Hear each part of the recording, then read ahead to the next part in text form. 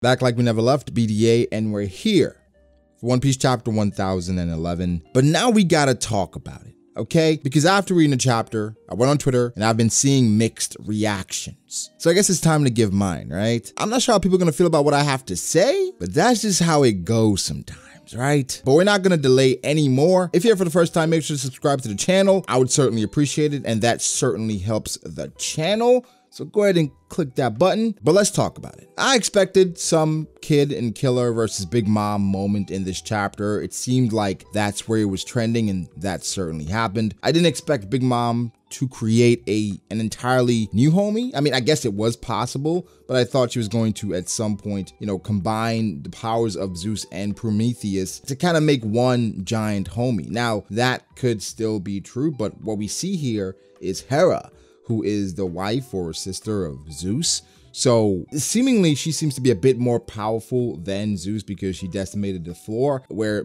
you know, a lot of them fell through, and it was so powerful that Kid basically freed Zeus. I don't think this has ever been the case where Big Mom was ever viewed as, say, a one-trick pony. She's always been viewed, and people recognize her as being very versatile. I think it continues here. I mean, something that's been shown is that Big Mom, once she loses some of her key homies, she's pretty much not useless, but she's a fish out of water. In this situation, Big Mom, with the help of one of her homies, was able to create something on the spot and come back with a devastating attack. So, I mean, I like seeing things like this from Big Mom because it shows that she's not completely incompetent when things just go awry, and that she can think on her feet with the help of the people around her. And I think that's part of what makes her a Yonko, is that, of course, she can create the homies and all this different stuff, and they support her. Like Luffy's crew supports him. The homies, they support and help Big Mom a lot. That's part of her empire. That's part of how it was built. It wouldn't be as successful as it is without the homies. So it was really good to see that happening because she's always, for a lot of people, the face of incompetence. Law left the rooftop, right? But I presume he'll be back.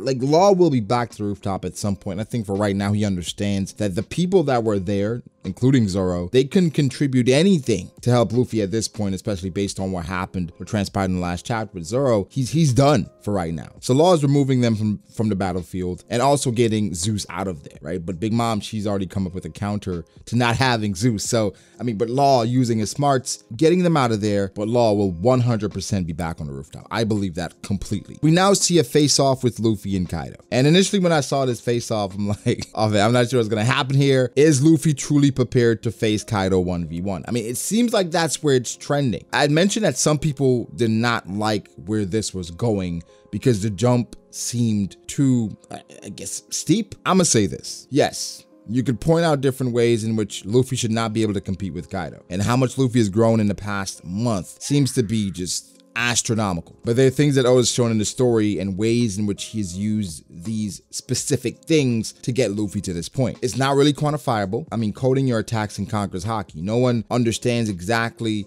just the bump that gives, but it's pretty significant to the point that Luffy's hanging with Kaido, where, I don't know, 2 weeks prior, Luffy was getting got dominated. So if anyone has any qualms with this particular outcome, I understand. I'm not gonna, get mad at you for feeling that way. However, One Piece is gonna One Piece. I've been saying that for a while now, and hey, that's just what it is. I mean, that's just how I look at it, and that's how I get over, certain inconsistencies that I see because I see them all the time, but I don't feel the need to address them all the time because people see them, you understand them. And for the most part, we're trying to have a good time here, okay? If they're egregious enough, I'll address them, or if they bother me enough, for the most part, they don't bother me, man.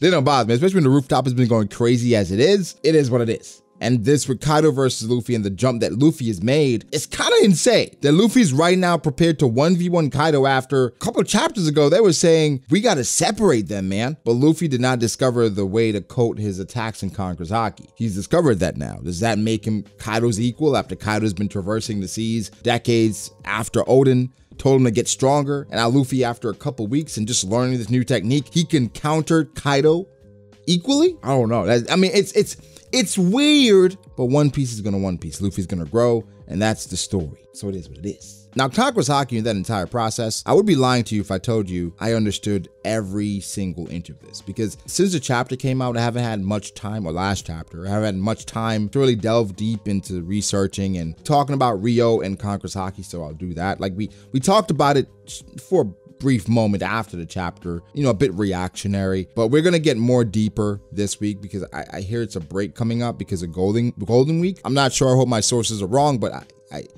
I don't think they are. And if they are, then we're gonna have some fun next week as well. But right now we see Luffy and Kaido, they're attacking each other and they're not touching. So at this point, it seems like Ryo and Advanced Conquerors Haki could just be the same thing. I don't know. Again, I'll delve deeper in another video. I just need some time to sit with it because it's like Haki is getting more detailed, but then a bit more vague at the same time. But that's just One Piece where Oda gives us more details, but then it somehow becomes more vague in the grand scheme of things. And that's kind of where we are. I mean, I'm sure some people, you know, brilliant people in the comment section are going to tell me exactly what it is. It's going to be so clear to everyone. And I appreciate you guys. I don't.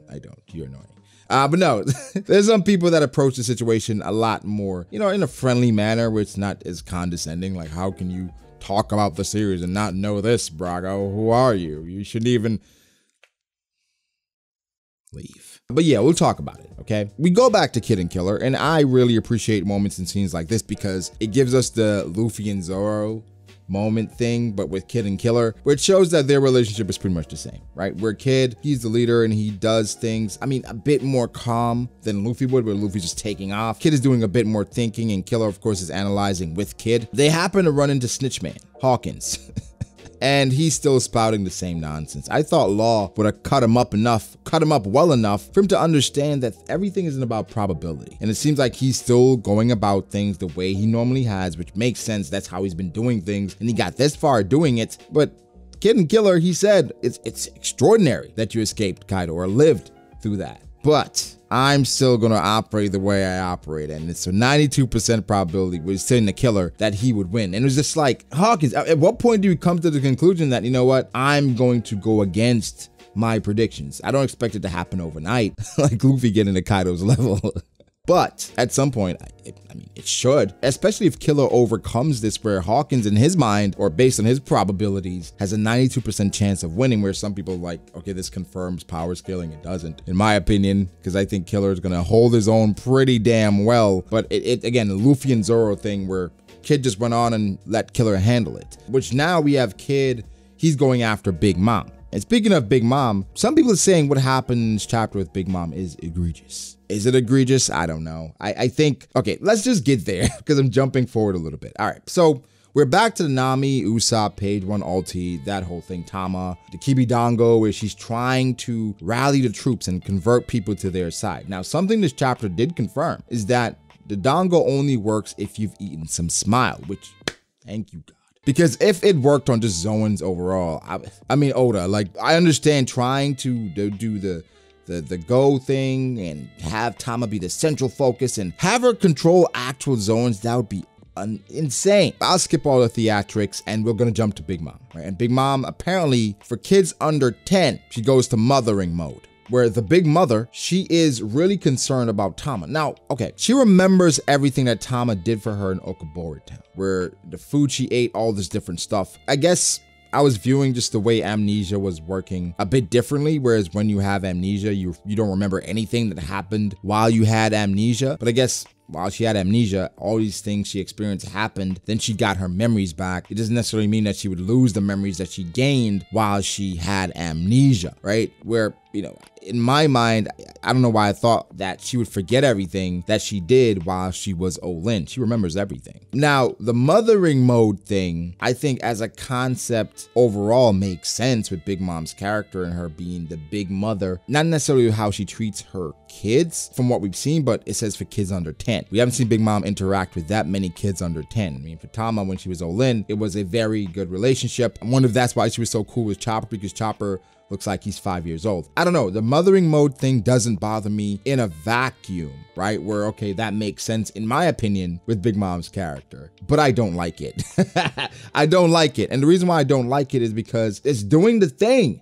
The thing is happening that so many people have talked about. I mean, I've talked about it, was that Big Mom was going to betray Kaido. And the last thing I expected was that her events and what transpired with her being all-in would come back and be the thing, the trigger for her to go on at least the Straw Hat side temporarily. I thought her hate for the Straw Hats would override all of that, and that the only way in which Big Mom would ever betray Kaido is through amnesia. Now, the amnesia plotline was mentioned, but Big Mom does not have amnesia anymore. She's in mothering mode and she's taking care of Tama. It's a logical way to progress the story, I guess, right? Where, I mean, at some point you would need Big Mom to go on the side of Kaido for them to have a chance. But for me, it's not necessary anymore because Luffy has made a jump and Luffy's fighting Kaido 1v1. We just need to separate Big Mom from Kaido and have somebody else handle them. I guess for Oda, it doesn't feel justified to have Kid fight Big Mom by herself, but it could still go back that way. So I think mothering mode is a way to introduce a new concept and some new things, which again, the mention of the amnesia makes me a bit apprehensive because I think Oda could 100% bring back the amnesia plotline. But again, I'm going too far. I normally go in depth with the analysis and we'll do that. I'm just letting you guys know how I feel about it right now. The concept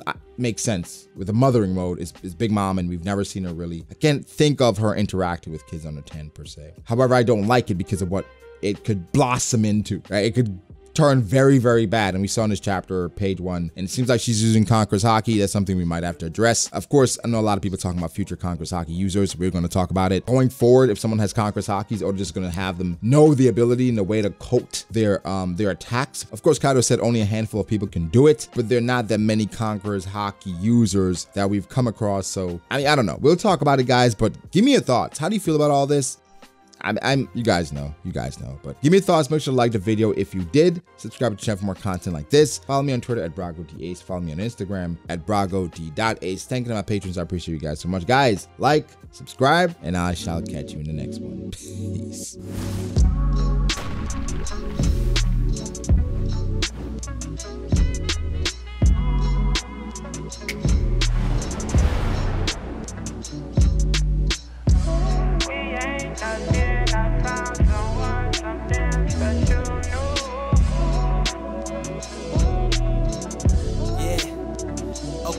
I start doubting me, I felt lost. I rewrite it.